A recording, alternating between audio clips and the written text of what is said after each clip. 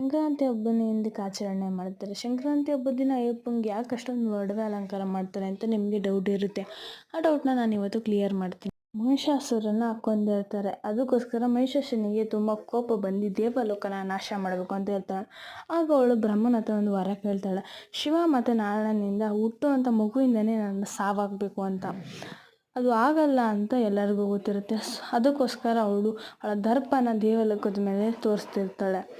ಆಗ ಶಿವ ಮತ್ತು ನಾರಾಯಣ ನಿರ್ಧಾರ ಮಾಡಿ ಒಂದು ಮಗುನ ಜನನ ಮಾಡ್ತಾರೆ.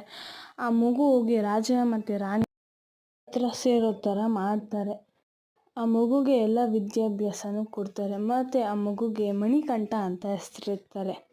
ಆ ಮಗುಗೆ ಪಟ್ಟಾಭಿಷೇಕ ಮಾಡಬೇಕು ಅಂತ ಎಲ್ಲ ನಿರ್ಧಾರ ಮಾಡ್ತಾರೆ. ಅದನ್ನು ಅವಳ ತಾಯಿ ಒಪ್ಪುವುದಿಲ್ಲ.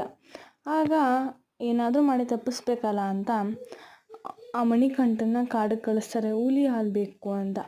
ಆಗ ಅವನು ಪ್ರಯಾಣ ಮಾಡಬೇಕಾದ್ರೆ ನಾರದರು ಬಂದು ನೀವು ಮಹಿಷಾಸುರನ ಕೊಲೆ ಮಾಡಬೇಕು ಅಂತ ಹೇಳ್ತಾರೆ. ಆಗ ಸರಿ ಅಂತ ಒಪ್ಪಿ ಮಹಿಷಾಸುರನ ಕೊಲೆ ಮಾಡಿ ಹುಲಿ ಕರ್ಕೊಂಡು ಹಿಂದಿರುಗ್ತಾರೆ. ಹಿಂದಿರುಗಬೇಕಾದ್ರೆ ಒಬ್ಬರು ಅಜ್ಜಿ ಇರ್ತಾರೆ. ಅವರು ಅಯ್ಯಪ್ಪನ ನೋಡೋಕ್ಕೆ ಸುಮಾರು ದಿನದಿಂದ ಕಾಯ್ತಾ ಇರ್ತಾರೆ.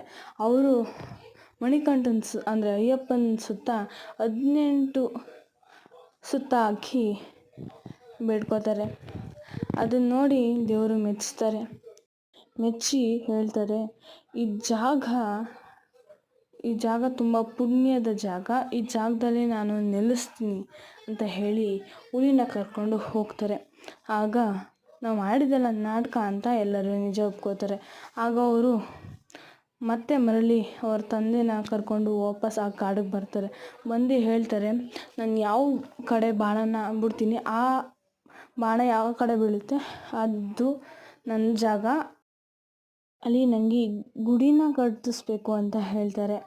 ಆ ಗುಡಿಗೆ 18 ಮೆಟ್ಲಿರಬೇಕು ಅಂತಲೂ ಹೇಳ್ತಾರೆ. ನಂತರ ಅವ್ರ ತಂದೆ ಹೇಳ್ತಾರೆ, ನಾನು ನಿಮ್ಗೆ ಪಟ್ಟಾಭಿಷೇಕ ಮಾಡಬೇಕು ಅಂತಿದೆ ಅಂತ.